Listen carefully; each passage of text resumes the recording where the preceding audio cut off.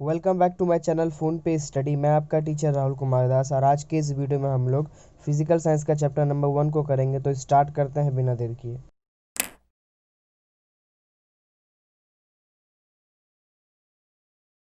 तो फाइनली मैं इतने दिनों के बाद आ गया हूँ, लगभग 1 मंथ शायद होने वाला होगा अब तक। तो क्या बताऊँ कि मेरा तबीयत बहुत ही ज़्यादा ख़राब था। इतना ज़्यादा ख़राब है कि मैं खांसते खांसते मेरा हालत ख़राब है और मैं बोल भी नहीं पा रहा हूँ।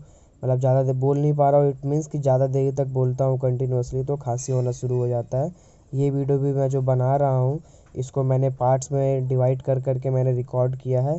बीच में ब्रेक ले लेके बहुत देर देर मतलब 1-2 दिन का ब्रेक ले लेके मैंने इसको रिकॉर्ड किया है। तो सॉरी कि इस तरह से प्रॉब्लम हो रहा है कि आप लोग कंटिन्यूअसली, मैंने बोला था कि आप आएगा कंटेंट, बट अब मैंने बना नहीं पा रहा था, मेरा तबीयत ख़राब था इसलिए। तो वो सब ठीक है, वो सब बात का बात है। फिलहाल अभी हम लोग चैप्टर को स्टार्ट करते हैं। फिजिकल साइंस का अपना पहला चैप्टर ये होगा, आप लोग को पता ही है। इससे पहले हम लोग मैथ्स कर रहे थे इस चैनल पे, अब हम लोग फिजिकल साइंस को स्टार्ट कर रहे हैं और लगभग 2-3 चैप्टर करने के बाद फिर मे भी अदर सब्जेक्ट में जाएंगे। वो हो सकता है कि मैथ्स ही हो या हो सकता है लाइफ साइंस हो। फिलहाल अभी हम लोग इस चैप्टर में देखेंगे कि क्या दिया गया है, किस हिसाब से अपने को पढ़ना है। तो यदि आप लोग के पास अभी बुक होगा तो आप लोग देख सकते हो कि इस चैप्टर के अंदर में 2 पार्ट हैं। ए 1 पॉइंट ए, उसके बाद 1 पॉइंट बी, इस तरह से दिया होगा। पहला है फिजिकल साइंस एंड एनवायरनमेंट और दूसरा होगा रैशनल एनर्जी से रिलेटेड।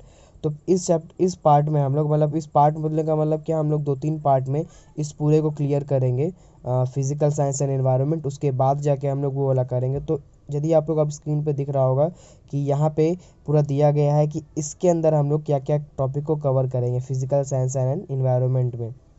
तो यहाँ दिया होगा, सबसे पहला दिया रहेगा why we study about environment in physical science and life science. Earth's environment, what is atmosphere, structure of atmosphere, characteristic of different layers, formation and depletion of ozone layer in the atmosphere, harmful effects of destruction of ozone layer, what is ozone hole, greenhouse effect and global warming, uh, effects of global warming on environment, preventative measures reduce to greenhouse gases। तो इस तरह से हम लोग को ये पूरा topics को कवर करना है। तो टॉपिक को कवर करने से पहले सबसे ज़्यादा इम्पॉर्टेंट है इस चैप्टर का इंट्रोडक्शन को समझना, क्यों इस चैप्टर को पढ़ना है, क्या फ़ायदा होगा। ठीक है, तो फिलहाल अभी हम लोग इंट्रोडक्शन को समझेंगे। तो जैसा हम लोग जानते हैं कि आज के डेली लाइफ में इतना ज़्यादा पॉल्यूशन हो चुका है। पॉल्यूशन क्यों हो रहा है? क्योंकि पॉपुलेशन इतना ज़्यादा बढ़ गया है। पॉपुलेशन मीन जनसंख्या इतना ज़्यादा बढ़ गया है कि आदमी का नीड्स ज़्यादा बढ़ चुका है। जितना ज़्यादा नीड्स बढ़ता जा रहा है उस हिसाब से पॉल्यूशन भी बढ़ रहा है। अब कैसे इस चीज़ को रिलेट कर सकते हैं हम लोग?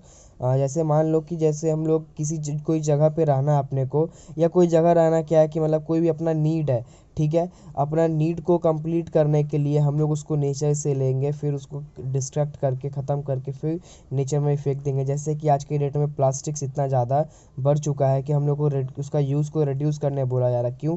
जितना ज़्यादा पॉपुलेशन होगा उतना ज़्यादा उस प्लास्टिक का यूज़ होगा और वो प्लास्टिक इतना ज़्यादा हार्मफुल होता है अपने नेचर के लिए। ये शायद आप लोग अभी नहीं जानते होगा या जानते होंगे बहुत जन, क्योंकि अब अभी के डेट में सबको जानना भी चाहिए। क्योंकि कुछ दिन पहले ही अपने ये मोदी जी जो थे अपने प्राइम मिनिस्टर, वो इसके ऊपर एक ये किए थे कि ये क्या बोल सकते हो, कैंपेन स्टार्ट किए थे। तो उसमें सब शायद जानते होंगे कि इससे क्या प्रॉब्लम हो सकता है। तो एक्चुअल में क्या होता है, इस चैप्टर अपने को ये समझना पड़ेगा कि इन्वायरमेंट में किस हिसाब से हम लोग क्या नुकसान दे रहे हैं, और उससे सबसे पहले क्या समझना है कि इन्वायरमेंट से हम लोग क्या ले रहे हैं। ये हम लोग बचपन से पढ़ते हुए आ रहे हैं, लाइफ साइंस हो, फिजिकल साइंस हो, या चाहे इन्वायरमेंटल स्टडीज़ बोले। हर जगह हम लोगों ने ये देखा है कि हम लोगों ने नेचर से क्या क्या चीज़ अपने यूज़ के लिए लिया है। ठीक है, तो यहाँ पे मैं वो डिस्कस नहीं करूँगा। यहाँ पे डिस्कस ये होगा कि हम लोग ने नेचर को क्या दिया और हम लोग ने कितना हार्म कर दिया। मतलब इतना ज़्यादा इसको हार्म किया है कि एक समय ऐसा आएगा कि सब कुछ ख़त्म हो जाएगा। राइट, इस तरह से बहुत सारे साइंटिस्ट का प्रोडिक्शन है। जिस तरह से हम लोग कर रहे हैं आज के डेट में नुकसान, उस तरह से यदि होता रहे तो एक समय ऐसा आएगा कि हर चीज़ ख़त्म हो जाएगा आगे जाके। तो इस चीज़ को अपने को ध्यान रखना है, इस सही बात है। और सबसे मेन फैक्टर यहाँ पे ये आता है कि हम लोग कैसे इस चीज़ को सुधार पाएंगे। हम लोग तभी सुधार पाएंगे जब हम लोग को इस चीज़ के बारे में प्रॉपर नॉलेज होगा कि हम लोग क्या चीज़ को खो रहे हैं। राइट, ये सबको पता है कि पॉल्यूशन करने से या कोई गंदगी करने से अपने आप को प्रॉब्लम है, पूरे नेचर को प्रॉब्लम होगा, लेकिन किस तरह का प्रॉब्लम होगा, कैसा प्रॉब्लम होगा, यदि ये नहीं जानेंगे तो हम लोग कभी इसके रिगार्डिंग सीरियस हो ही नहीं पाएंगे। इसलिए हम लोग इस चैप्टर में अच्छे से इस चीज़ को समझना होगा कि हम लोग क्या चीज़ कर रहे हैं, अपना एक्चुअल में नेचर कैसा है, एटमॉस्फेयर अपना कैसा है, इसमें क्या क्या एग्जिस्ट करता है, क्या क्या नहीं करता है, और क्या हार्मफुल इफ़ेक्ट्स है जो हम लोग इसको दे रहे हैं, और उससे फिर हम लोग को क्या प्रॉब्लम हो सकता है, इस चीज़ को समझना है। तो आई होप आप लोग को यहाँ तक का जो इंट्रोडक्शन मैंने बोला है वो अच्छे से समझ में आया होगा। समझना कुछ है नहीं, बस अच्छे से सुनो उसको और दिमाग में रखो इस बात को, आगे चैप्टर जब हम लोग करेंगे तो काम देगा। तो अब जाके पहला टॉपिक को ये लेते हैं, जो टॉपिक्स मैंने दिखाया था, टॉपिक 2 वीक कवर्स। यदि आप लोगों ने उसका स्क्रीनशॉट लेके रखा होगा तो ज़्यादा अच्छी बात है।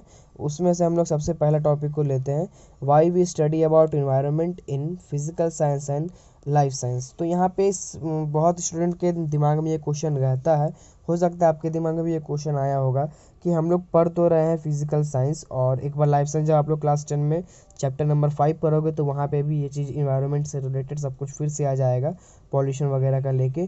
तो वहाँ पे भी ये क्वेश्चन फिर से दिमाग आएगा कि हम लोग क्यों इन्वायरमेंटल स्टडीज़ का चैप्टर को, इन्वायरमेंटल स्टडीज़ के चीज़ को फिजिकल साइंस और लाइफ साइंस से पढ़ रहे हैं।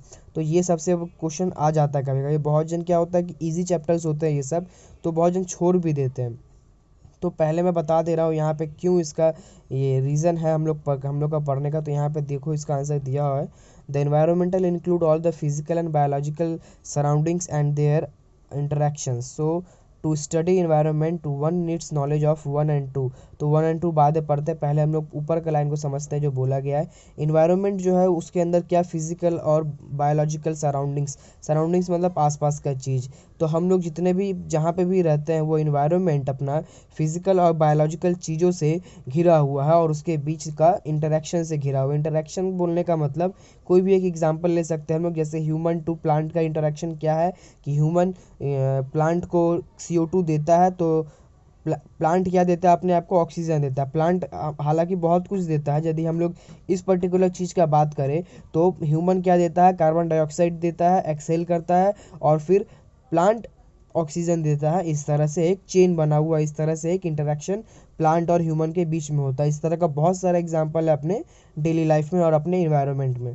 और पहला पढ़ते हैं अब जाके, life science to understand the biotic component and their interaction, और दूसरा physical science to know structure of abiotic component and energy transfer and flow are understood with the help of basic concept of these subjects। तो life science हम लोग इसलिए पढ़ते हैं क्योंकि अभी हम लोगों ने देखा कि अपने इन्वायरमेंट में चारों तरफ फिजिकल और बायोलॉजिकल चीज़ से घिरे हुए हैं हम लोग। तो जितना भी बायोलॉजिकल चीज़ होगा, बायोटिक चीज़ जितना भी होगा, यानी कि लिविंग थिंग्स जितना भी होगा, उसको हम लोग लाइफ साइंस में ले जाके समझेंगे। इन्वायरमेंट के साथ में क्या उसका लेना देना है, क्या इंटरेक्शन है इसके बीच में। और फिजिकल साइंस में अबायोटिक स्ट्रक्चर, यानी कि जितना भी नॉन लिविंग थिंग है उसका क्या स्ट्रक्चर है, किस तरह से एनर्जी का ट्रांसफ़र होता है, ये चीज़ हम लोग को समझना होगा। तो अब जाके अपना टॉपिक आता है अर्थ अर्थ इन्वायरमेंट। अपना जो अर्थ का इन्वायरमेंट है वो एक्चुअल में कैसा है।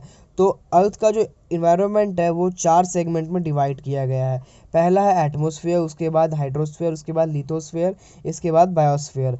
इस चैप्टर में हम लोग एटमॉस्फेयर के बारे में पढ़ेंगे। हाइड्रोस्फेयर और लिथोस्फेयर आप लोग ज्योग्राफी में पहले पढ़ चुके होगा। हाइड्रोस्फेयर यानी कि वाटर से रिलेटेड, और लिथोस्फेयर यानी कि कोर ऑफ द अर्थ, अर्थ के अंदर किस हिसाब से क्या चीज़ है वो। और बायोस्फेयर अपने अर्थ इन्वायरमेंट में आसपास में किस हिसाब से कैसे कौन रहता है, यानी कि प्लांट और ह्यूमन यहाँ प्लांट, ह्यूमन और एनिमल्स किस तरह से इंटरेक्ट करके रहते हैं, ये हम लोग बायोस्फीयर में पढ़ते हैं। तो इस पार्ट में अपने को इस चैप्टर में अपने को क्या पढ़ना है, एटमॉस्फेयर के बारे में पढ़ना है। तो सबसे पहले क्वेश्चन क्या आएगा अपने दिमाग में कि एटमॉस्फेयर होता क्या है। So what is atmosphere? Atmosphere is a kind of protective blanket consisting of mainly gases, water vapours and suspended particles surrounding the earth. This sustain life on earth and saves it from hostile environment of outer surface। Atmosphere एक तरह का protective blanket है। Blanket मतलब क्या होता है, चद्दर होता है, ये हम लोग जानते हैं। एक ऐसा मतलब कि ये कवर है कह सकते हैं हम लोग, जो अपने अर्थ को प्रोटेक्ट करके रखता है। किस चीज़ से प्रोटेक्ट करके रखता है? आउटर स्पेस से। स्पेस में अलग अलग तरह का जो मतलब इन्वायरमेंट है वहाँ पे, जिस तरह से कह सकते हैं अलग अलग तरह का रिएक्शन कह सकते हैं या अलग अलग तरह का इंसिडेंट होता है उसमें, उससे अपने को क्या करता है, ये एटमॉस्फेयर अपने को प्रोटेक्ट करके रखता है। इसके अंदर क्या क्या होता है, मेनली गैसेज है। इस मतलब ये इसके अंदर बोलने का मतलब, ये जो एटमॉस्फेयर है ये किससे बना हुआ है, ये मेनली गैसेज से बना हुआ है, वाटर वेपर से बना हुआ है, और एयर के अंदर में जो छोटा छोटा बहुत सारा सस्पेंडेड पार्टिकल्स होता है उस सब चीज़ से बना हुआ है। ठीक है, तो ये अपना क्या था, एटमॉस्फेयर था। इसको यदि शॉर्ट डेफिनेशन बोले तो यही कहा जा सकता है कि atmosphere is a type of protective blanket consisting of mainly gases, water vapours and suspended particles surrounding the earth. ये एक लाइन आप लोग लिख सकते हो यदि डेफिनेशन आता है तो। अच्छा, इसके बाद बात आता है कि स्ट्रक्चर कैसा होता है। तो यहाँ पे आप लोग देख सकते हो कि फोटो में आप लोग को दिख रहा होगा कि अर्थ का स्ट्रक्चर कैसा है, सॉरी अर्थ एटमॉस्फेयर का स्ट्रक्चर कैसा है। उसके बाद जाके हम लोग इसका पार्ट नाम से देख लेते हैं, ट्रोपोस्फेयर, स्ट्रेटोस्फेयर। स्ट्रेटोस्फेयर के अंदर में ही क्या आता है, ओजोनोस्फेयर आता है।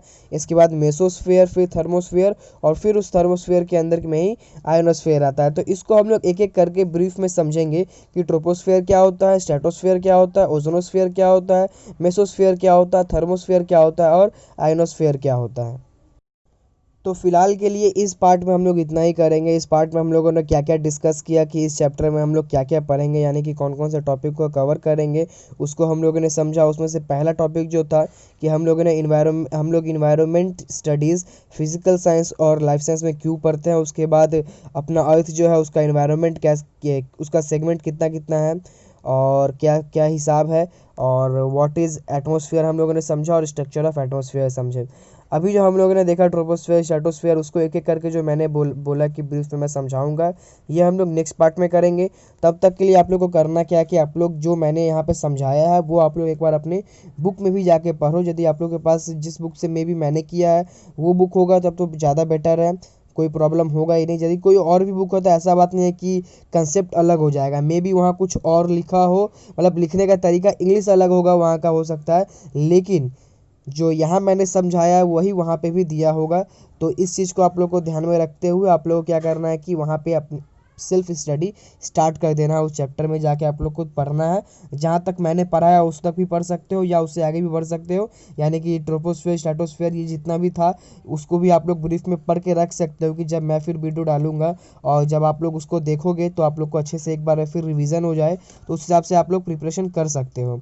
तब तक के लिए आए जो मैंने बता दिया वो आप लोग होमवर्क के तौर पे रख के उसको करो अच्छे से, और ऑल द बेस्ट।